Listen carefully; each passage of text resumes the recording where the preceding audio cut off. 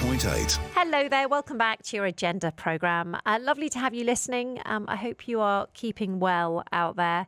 I've said this a few times, but our main role here on the Agenda, basically all the way through until 1 p.m, is to keep you informed of all the latest and breaking stories. And we will get an update from Serena in the next 20 minutes or so. Of course, we just had the headlines there, but Serena, along with everybody else in the ARN News Centre, really keeping abreast of everything that's happening. So if you want sort of news you can use, news you can trust, please do tune in and continue to tune in to Dubai Eye 103.8. And of course, as these tensions across the region continue to dominate headlines and our headspace, many businesses in the UAE's tourism and leisure sector are navigating a period of uncertainty, shall we say.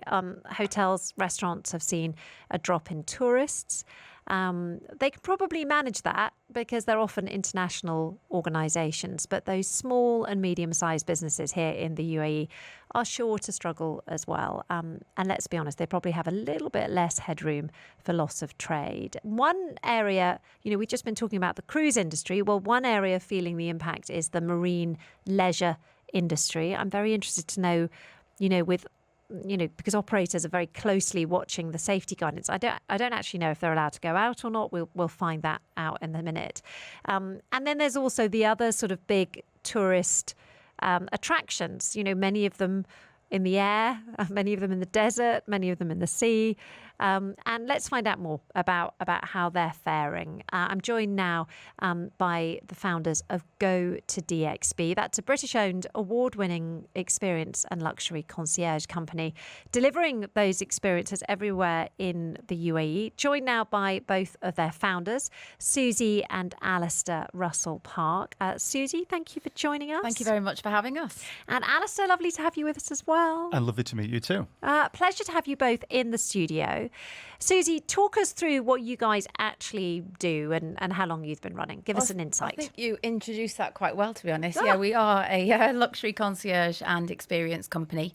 I actually founded the business 9 years ago, and my beautiful husband joined me 3.5 years ago for his sins. Staff member. I am. But it's a proper family business then. It is, yeah, completely. We have expanded more as well, but yeah, the core team is ourselves. We've got another lovely girl called Lauren that works with us as well, who's like my mini me, who's fantastic. So yeah, we're very, very fortunate. But yeah, I started 9 years ago. I actually, funny enough, started on the yachts, was the initial starting point for me. That the reason Go-To started was because I was always the go-to person. So that's actually how the name came about, because everybody always would ask me, before I moved to Dubai, I've been here 13 years. I had exactly the same situation when I was in London. Everyone came to me for everything. So I thought, hang on a second. There's something in this. Yeah, exactly. And my background's actually private aviation and lifestyle management. So it's that high net worth side of things. And I suppose PA really for other people and concierge for other people. So that's sort of where the premise came from. And I think in the region, we love Dubai. We've been here 13 years. My husband's been here 14 years. For us, it was very much that we want to showcase Dubai. There's so many really good operators here from air, land and sea, like you say. And we just felt that there was an opportunity there to be able to showcase it, not just for residents and family members coming over to visit, but also for tourists, for corporates that come out. So we do a broad spectrum from events to experiences, curating things, putting things together from A to Z. So it could be a corporate that's coming in, or it could be a family coming in, and we can operate and do everything from A to Z, from them arriving. We're IATA registered, so we can do everything from their logistics right the way through to them leaving Dubai and put the whole thing together for them. So, gosh, you must have a really good overview right now of how everyone's feeling, because obviously you'd be drawing on all the best operators to create these experiences for people. Alistair, who's your main market? I suppose the main market for us, as Susie quite rightly said there, we've been in the market here for nearly 10 years now. And on the basis of that, we've built up a very strong residence base from where we have a lot of the residents are coming to us and asking, what can we do when it's in now or previously as well. Previously, yeah. And so from that, sorry, just to inject it, from that side of things, we've solely worked on referral. So everything that we do in the business, we don't really actually do a lot of marketing, knock on wood, but we have worked on that, and I think it's built from, like Al said, the resident base, that then it's externally gone on to the corporates, and people that obviously recommend us for their private have then gone on to the corporate side. So we've been very fortunate, haven't we? Yeah, and obviously as well, we do have the tourist sector as well, which under the current circumstances has taken a bit of a hit. But with that in mind, we are looking, and the residents are really communicating with us and saying, okay, well, what can we do? It is a time where the families are still here, and where can we go? What can we do? Keep the children active and kind of take your mind off things as well. Absolutely. I mean, it's the holidays at the moment. We've got Eid coming up, which of course is, the major holiday of the calendar here.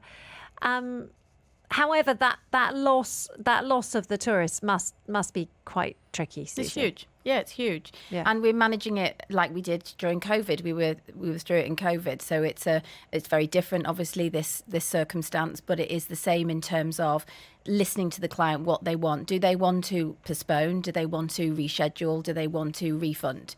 And whatever the client wants, that's what we're looking at. So each client is individual. Each client is different. So for the tourist side, so we had a few weddings that were coming in and things like that. So that was meant to be in the end of March and beginning of April. So they've actually moved it and moved their dates until November. So we've seen that a lot of people like that. So it might be a resident that's getting married, but obviously it's their tourists and their friends that are tourists coming in that they've actually rescheduled things because of that. So the confidence still is there that things will pick up and that we will be, up to our full capacity, hopefully by that time. We've got to hope for next season. Absolutely. I mean, that sort of throwing ahead, and you could find yourself incredibly busy come the new season because there will be this hopefully pent up demand. But in the meantime, what's your plan of action? You mentioned there focusing on residents, focusing on the local demand. For us as a business, focusing on that side of things, we can still go out on yachts, for example. You mentioned earlier you weren't sure, allowed. but it is allowed. So every day the sailing permits are given or not given. There's only been one or 2 days that hasn't been given since everything happened. So it's on a case-by-case basis and a day-by-day basis. So every day the DMCA will issue the sailing permit, and then certain companies will operate, certain companies might not. But it's just literally a case of we listen to the directives. That's all we can do. The same with the desert. Some have closed operations for this season and they're going to open for the next season. However, there are still private dinners that we can do, some desert drives that we can do and things like that. And it's personal choice because we're all dealing with this in a different way. Yeah. And it's so personal. There's not a right way, there's not a wrong way. And I think we have to actually appreciate that across the board. And that's what we're doing, is listening to our clients and what they would like to do and what they wouldn't like to do. Yeah. For example, Saturday found me having lunch on the beach, whereas other people are sheltering in place, staying home. Yeah, and they don't want to go out.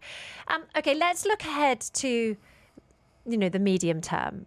What is your outlook as far as the way that tourism is going to go here in the UAE? Do you think this is another one of those situations post-COVID where there was revenge travel and bounced back harder and faster than before? I hope so. I think that we all know that we live in a country that's very, very resilient.